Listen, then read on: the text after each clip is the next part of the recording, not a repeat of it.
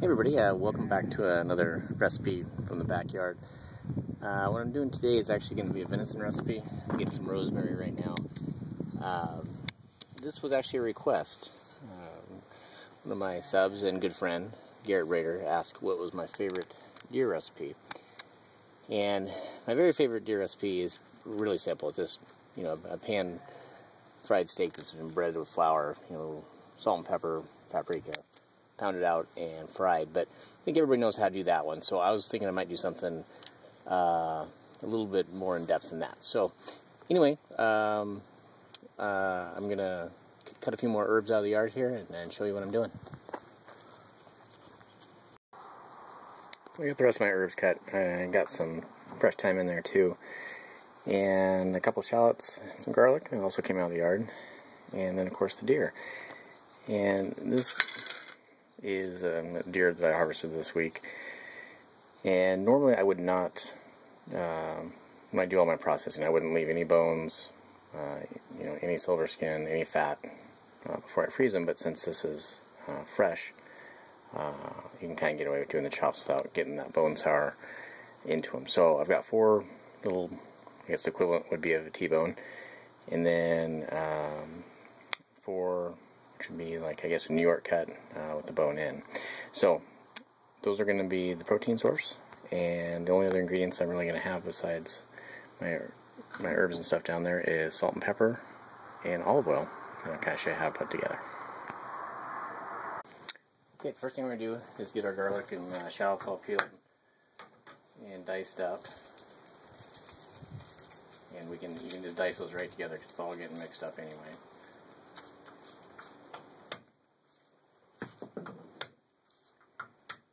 They don't have to be super fine diced up. You can do a little bit more than just smashing them, but get them all peeled, chop them together. Kind of show you what it's like here when I get them all mixed together. You got everything peeled up, and just slice them. Like I said, they don't have to be super finely chopped, but you do want to get them somewhat broken up just so you can get all the flavor going into your marinade. We're going to get these processed into some smaller pieces, and then we'll do our herbs kind of the same way. We're just going to pick all the leaves off and chop them up. That's about ready. We'll grab the herbs next.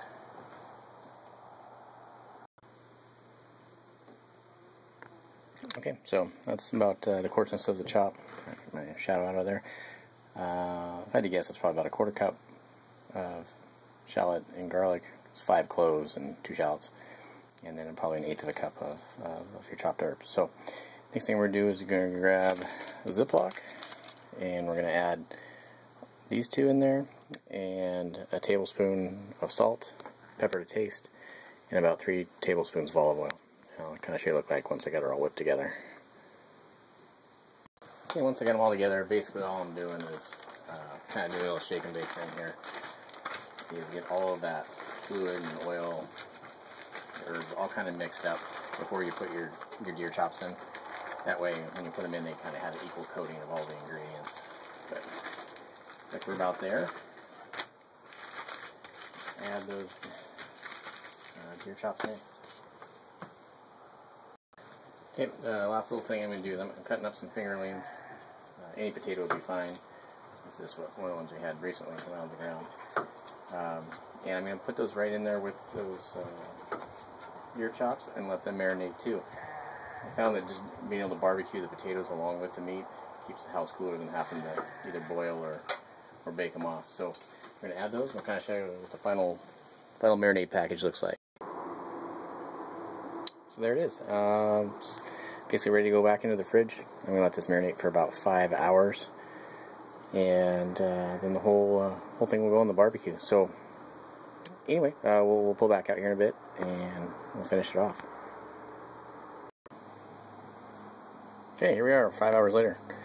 We're looking good, and they actually smelling good. I can smell even through the bag. But I've got barbecue going. I get it really hot to start with because I want to kind of sear and lock in everything. So start getting these and the potatoes on, and we'll go from there. We got potatoes on, moving on to the chops. Tell you what, they smell amazing. There's one of each style. Nice and thick. And get the rest of these out here and I'll show you when we wrap them up. And if you never grilled potatoes this way, they're really good this way. So you give it a try. Okay, got them all out there. This weird squash thing my wife wanted me to cook. Apparently it doesn't get mushy like a zucchini. We'll see. But you guys are doing nicely. I'm going to pull them off. I'll show you what they look like when they're all done. Well, that's the finished product. They cooked those bones French up real nice. Look pretty cool. So, anyway, more importantly, it smells delicious and I can't wait to dig into it. So, Garrett, I hope this is what you had in mind. And everyone else, thanks for watching. Have a good one.